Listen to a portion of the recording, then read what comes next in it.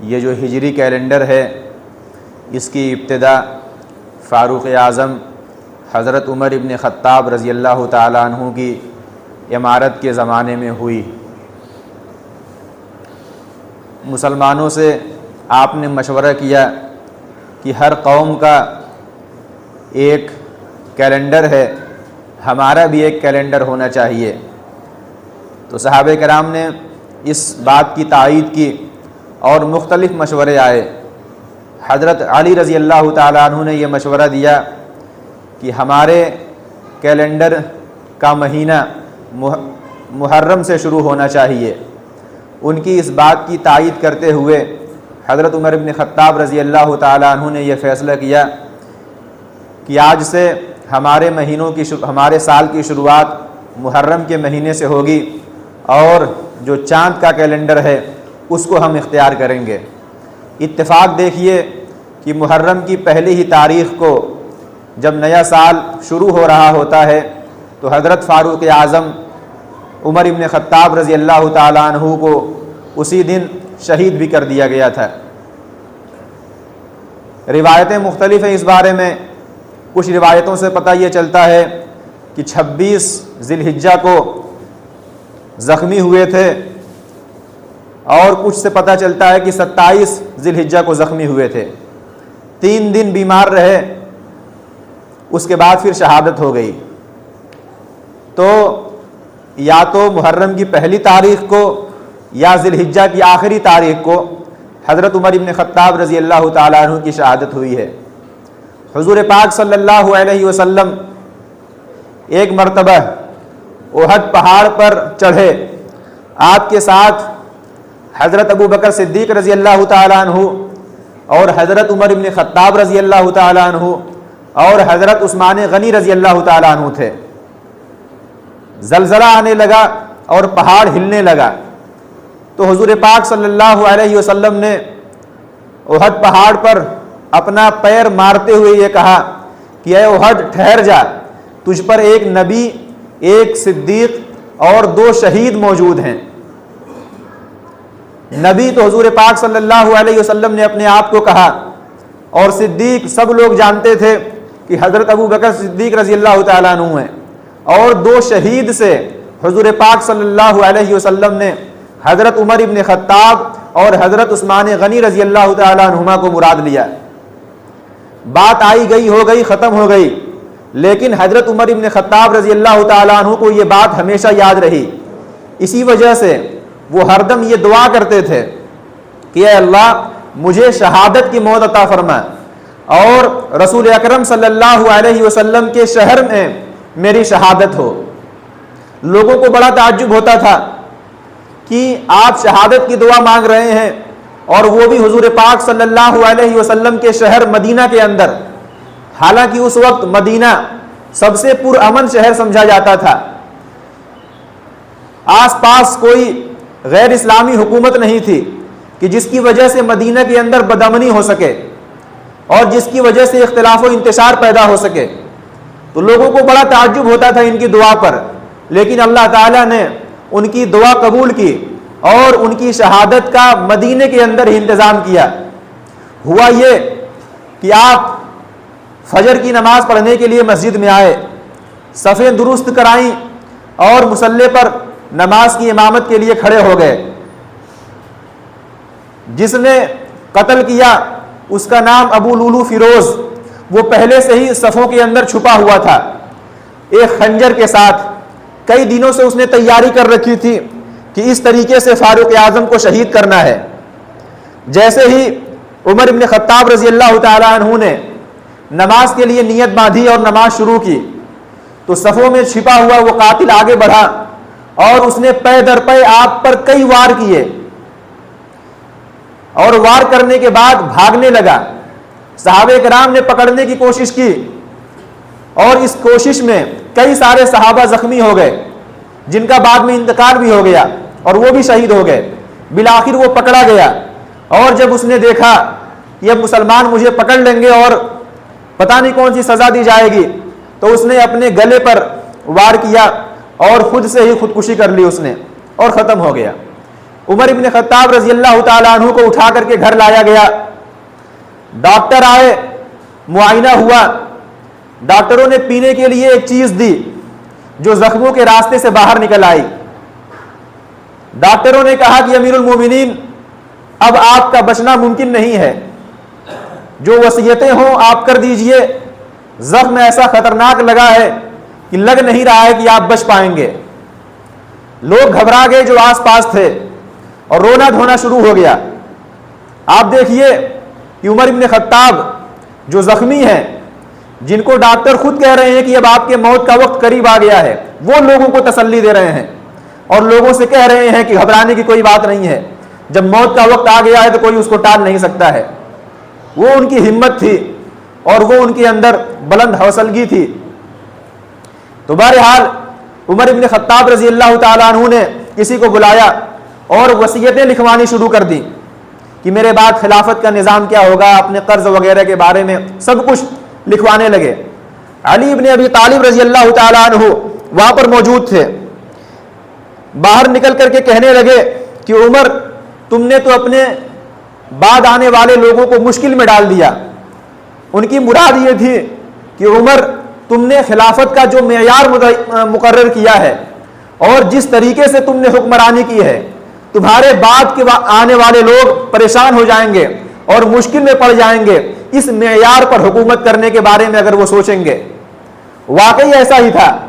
حضرت عمر ابن خطاب رضی اللہ تعالیٰ عنہ کا آپ دور خلافت دیکھیے اور ان کا دور حکومت دیکھیے اور ان کی طرز حکمرانی دیکھیے کہ کس طریقے سے وہ حکومت کیا کرتے تھے کہ 22 لاکھ مربع میل کا وہ حکمراں تقریباً 56 لاکھ اسکوائر کلومیٹر بنتے ہیں, اور آج کے ملکوں کے حساب سے دیکھا جائے تو تقریباً 20-22 ملک ان کی خلافت میں شمار ہوتے تھے اور ان کی حکومت کے اندر آتے تھے. پورا سعودی عرب, متحدہ عرب امارات, یمن, کویت, قطر, بحرین, شام, فلسطین, عراق, ایران, عمان, افغانستان کے کچھ علاقے, نائجیریا کے کچھ, آذربائیجان کے کچھ علاقے, آرمینیا کے کچھ علاقے, لیبیا کے کچھ علاقے, اتنی بڑی ان کی حکومت تھی. تقریباً 20 سے زائد آج کے زمانے کے ملک ان کی حکومت کے تحت آتے تھے. لیکن انداز حکمرانی آپ ان کے دیکھیے کہ کس طریقے سے اور کس احتیاط کے ساتھ وہ حکومت کیا کرتے تھے. بیت المال کا 1 روپیہ بھی اپنی ذات کے اوپر نہیں خرچ کرتے تھے. جو سرکاری خزانہ تھا وہ یہ سمجھتے تھے اور کہتے تھے کہ اس میں مسلمانوں کا حق ہے اور مجھے کوئی حق حاصل نہیں ہے کہ میں بیت المال میں بے جا تصرف کروں اور اپنی ذات کے اوپر خرچ کروں. کئی سارے واقعات آپ کو ملیں گے تاریخ کے اندر. ایک بار کا واقعہ ہے کہ ایک صاحب جو سرکاری ملازم تھے وہ دور دراز کسی علاقے سے آئے سفر کرتے ہوئے اپنی کارگزاری سنانے کے لیے. حضرت عمر ابن خطاب رضی اللہ تعالیٰ عنہ کے پاس آئے تو سفر سے آئے ہوئے تھے, تھکن سے چور تھے. عمر ابن خطاب رضی اللہ تعالیٰ عنہ نے بیت المال سے کچھ کھجوریں نکال کر کے ان کو پیش کی اور کہا کہ تناول فرمائیے. وہ کھاتے جا رہے تھے اور اپنی کارگزاری سناتے جا رہے تھے. دوران گفتگو انہوں نے کہا کہ امیر المومنین آپ بھی تو کھائیے نا. تو حضرت عمر ابن خطاب رضی اللہ تعالیٰ عنہ نے نرمی سے کہا کہ میں نہیں کھا سکتا, یہ بیت المال کی کھجوریں ہیں جو میں بیت المال کی ایک کھجور بھی اپنے لیے استعمال نہیں کر سکتا. تو وہ کہنے لگے کہ امیر المومنین ہم تو بیت المال کے جانوروں کا دودھ بھی پیتے ہیں اور ان پر سواری بھی کرتے ہیں اور ان کا گوشت بھی کھاتے ہیں. تو حضرت عمر ابن خطاب رضی اللہ تعالیٰ عنہ کہنے لگے کہ تمہارا معاملہ الگ ہے, تم لوگ بیت المال کے لیے, سرکاری خزانے کے لیے دن رات محنت کرتے ہو, گلی گلی, گاؤں گاؤں, شہر شہر پھرتے ہو صدقہ اور خیرات وصول کرنے کے لیے. تو اگر تم اس میں سے استعمال کرتے ہو تو تمہارے لیے یہ جائز ہو سکتا ہے, لیکن میں تو مدینے کے اندر بیٹھا رہتا ہوں, میں تو صدقات و خیرات وصول کرنے کے لیے بھی نہیں جاتا, میں کیسے بیت المال کا مال اپنے اوپر استعمال کر سکتا ہوں. یعنی اتنا بڑا حکمراں اور اتنا بڑا بادشاہ جو پوری سلطنت چلا رہا ہے, جس کا دماغ ہر طرف لگا ہوا ہے اور جس کی تدبیروں سے سب کچھ پورا نظام چل رہا ہے, وہ اپنے لیے بیت المال کی ایک کھجور کو بھی استعمال کرنے کو جائز نہیں سمجھتا ہے اور یہ کہتا ہے کہ میں اپنے لیے ایک کھجور بھی استعمال نہیں کروں گا. اور آپ دیکھیے کہ ایک مرتبہ بیمار ہوئے, ڈاکٹروں نے یہ کہا کہ अमीरुल मोमिनीन कुछ शहद इस्तेमाल कर लीजिए, कुछ दिनों तक आप शहद इस्तेमाल करेंगे तो फिर आप सेहतमंद हो जाएंगे। हजरत उमर इब्न खत्ताब रजी अल्लाह ताला अन्हु के पास कहाँ इतनी शहद होती कि वो इस्तेमाल करते, न इतना पैसा था कि वो बाजार से खरीदते, लेकिन बैतुल माल में, सरकारी खजाने में एक बर्तन भरा हुआ रखा था शहद का। अमीरुल मोमिनीन है, अगर चाहते तो वहां से लेकर के इस्तेमाल कर लेते, और वाकई जरूरत थी, बीमार थे, लेकिन उन्होंने इसको भी अपने लिए जायज नहीं समझा, बल्कि मस्जिद नबवी में आकर के ये ऐलान किया कि आओ एक जरूरी मीटिंग है। तमाम सहाबे किराम जमा हुए कि लगता है कि कोई अहम मामला पेश आया है, कहीं पर हमला करना है या कोई और मामला पेश आया होगा, बड़ा और अहम मामला। सहाबे किराम जमा हुए, मिंबर पर बैठे और मिंबर पर ये बैठ करके कहा कि देखो मैं कुछ दिनों से बीमार हूं, डॉक्टरों ने शहद इस्तेमाल करने के लिए कहा है, मेरे पास शहद नहीं है और न मेरे पास इतना पैसा है कि मैं खरीद सकूं। बैतुल माल के अंदर शहद रखा हुआ है, अगर आप लोगों की इजाजत हो तो बैतुल माल से मैं शहद इस्तेमाल कर लूं, क्योंकि वो आपका माल है, अवाम का माल है, बगैर इजाजत के मैं कैसे इस्तेमाल कर सकता हूं। लोगों ने कहा कि अमीरुल मोमिनीन आप जरूर इस्तेमाल कीजिए, इसमें इजाजत लेने की क्या बात थी, आप इस्तेमाल कर सकते हैं। उसके बाद उन्होंने इस्तेमाल किया। तो बैतुल माल के अंदर, सरकारी खजाने के अंदर इतनी एहतियात आपको किसी और हुक्मरां के अंदर नहीं मिलेगी, किसी और बादशाह के यहां नहीं मिलेगी, किसी और हाकिम के यहां नहीं मिलेगी। लेकिन हजरत उमर इब्न खत्ताब रजी अल्लाह ताला अन्हु बहुत ज्यादा एहतियात करते थे। एक बार इनके ससुर आए और आकर के कहा कि अमीरुल मोमिनीन कि मुझे सरकारी खजाने से कुछ पैसा दे दीजिए। तो उमर इब्न खत्ताब रजी अल्लाह ताला अन्हु नाराज हुए और सख्ती से मना किया कि क्या तुम लोग ये समझते हो कि सरकारी खजाने को मैं अपने रिश्तेदारों के ऊपर इस्तेमाल करूंगा? ऐसा नहीं हो सकता, मैं तुम्हें सरकारी खजाने से 1 रुपया भी नहीं दे सकता। फिर उसके बाद अपनी जाती जेब से उनकी मदद फरमाई और जितना हो सका था उनको दिया। तो ये उमर इब्न खत्ताब रजी अल्लाह ताला अन्हु की एहतियात है। बैतुल माल का एक एक रुपया वो जोड़ करके रखते थे और नुकसान न पहुंचने पाए, तमाम माल की खुद निगरानी करते थे कि किसी तरीके से नुकसान न पहुंचने पाए सरकारी खजाने को। एक बार का वाकया है, मदीने के अंदर सख्त गर्मी पड़ रही थी, चिलचिलाती धूप, तमाम लोग अपने घरों में आराम फरमा रहे हैं। हजरत उस्मान इब्न अफ़्फ़ान रजी अल्लाह ताला अन्हु, उस्मान गनी रजी अल्लाह ताला अन्हु, उनका घर आबादी से थोड़ा सा बाहर था, आलिशान घर था, अपने बाले खाने के ऊपर वो भी आराम फरमा रहे हैं, बैठे हुए हैं। तो देख रहे हैं कि कोई आदमी धूप में आ रहा है और तेजी के साथ तकरीबन दौड़ता हुआ आ रहा है। उस्मान इब्न अफ़्फ़ान रजी अल्लाह ताला अन्हु दिल ही दिल में सोचने लगे कि कौन आदमी है जो इतनी तेज धूप में बाहर टहल रहा है, इसको तो आराम करना चाहिए घर के अंदर।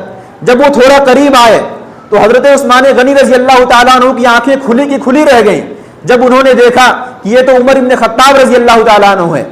बाहर निकले दौड़ते हुए और पहुंचे उनके पास, जाकर के कहने लगे कि अमीरुल मोमिनीन इतनी सख्त धूप में, चिलचिलाती गर्मी में आप यहाँ क्या कर रहे हैं? इस रेतीले बालुओं के ऊपर और इस रेतीली जमीन के ऊपर आप कहाँ घूम रहे हैं?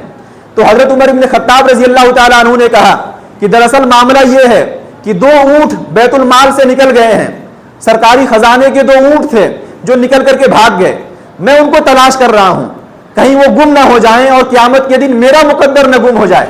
मैं कैसे अल्लाह के सामने जवाब दूंगा कि मेरी निगरानी में 2 ऊंट थे और वो गायब हो गए और गुम हो गए। तो हजरत उस्मान गनी रजी अल्लाह ताला अन्हु ने कहा कि अमीरुल मोमिनीन आप आइए, आप तशरीफ रखिए, आराम कीजिए, धूप बहुत सख्त है, ठंडा पानी पीजिए और आराम कीजिए, मैं अपने गुलामों को भेज देता हूं, वो जाकर के तलाश करके ले आएंगे।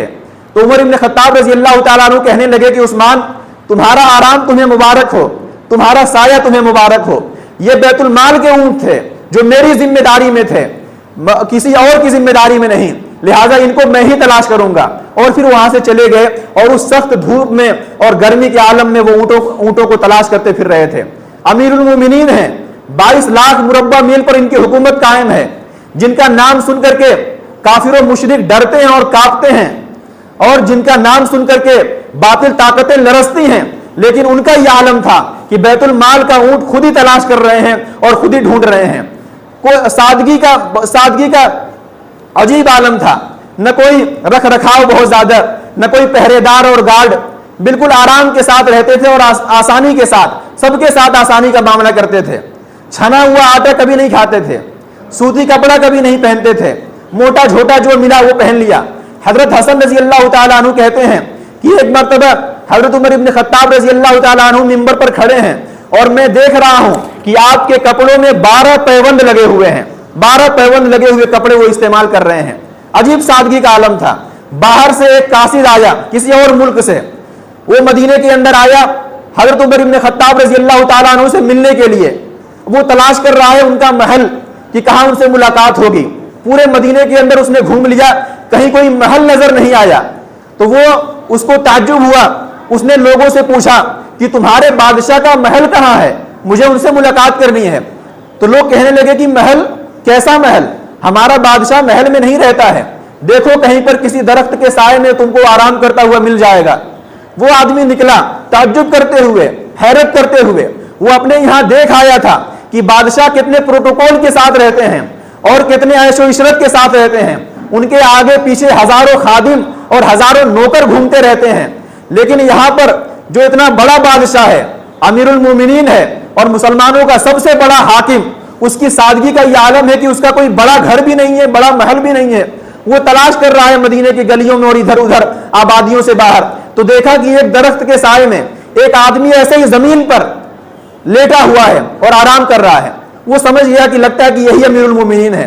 ان کے پاس پہنچا اور جا کر کے کہا کہ امیر المومنین عمر ابن خطاب، میں آپ کے پاس قاصد بن کر کے آیا ہوں، مجھے آپ کو دیکھ کر کے بڑی حیرت ہو رہی ہے اور بڑا تعجب بھی ہو رہا ہے۔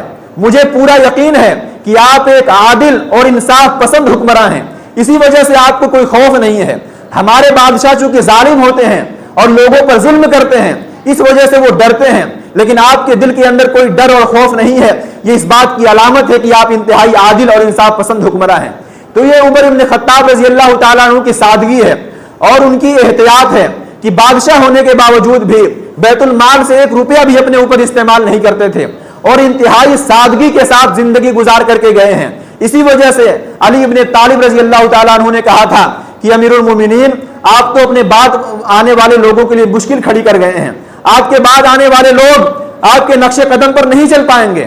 آج آپ دیکھیے کہ ایک چھوٹا سا ودھائک یا ایک چھوٹا سا ایم پی کیا حیثیت ہوتی ہے ان کی، اس سے نیچے آپ آ جائیے، ایک گاؤں کا پردھان، اوپر سے لے کر کے نیچے تک سب لوگ کرپشن میں ڈوبے ہوئے ہیں، سب لوگ اپنا کمیشن تلاش کر رہے ہیں اور جہاں سے موقع مل رہا ہے ہاتھ مارنے کی کوشش کر رہے ہیں۔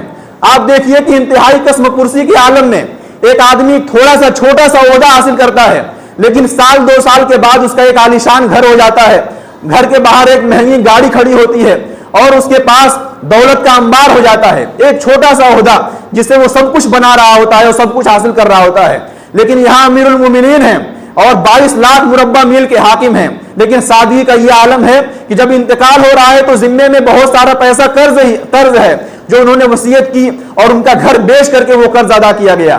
یہ عمر ابن خطاب رضی اللہ تعالیٰ عنہ ہیں۔ ان کو پڑھیے، ان کو سمجھیے، ان کو دیکھیے، ان کی زندگی کا مطالعہ کیجیے تو آپ کو احساس ہوگا کہ ہماری تاریخ کے اندر کیسے کیسے ہیرے چھپے ہوئے ہیں۔ ہم نہیں جانتے ان کے بارے میں، ہم ان کی تاریخ نہیں پڑھتے ہیں، ان کے واقعات اور حالات نہیں پڑھتے ہیں، ان کے بارے میں علم حاصل نہیں کرتے ہیں۔ آپ پڑھیے اور دیکھیے کہ کیسا زبردست حکمراں عمر ابن خطاب کے نام سے گزرا ہے اور ایسی شاندار اس نے حکومت قائم کی کہ جس کی کوئی مثال نہیں ملتی۔ اتنا بڑا بادشاہ اور بالکل سادگی کے ساتھ اور آسانی کے ساتھ رہتا ہے۔ اللہ تبارک و تعالی ہم سب کو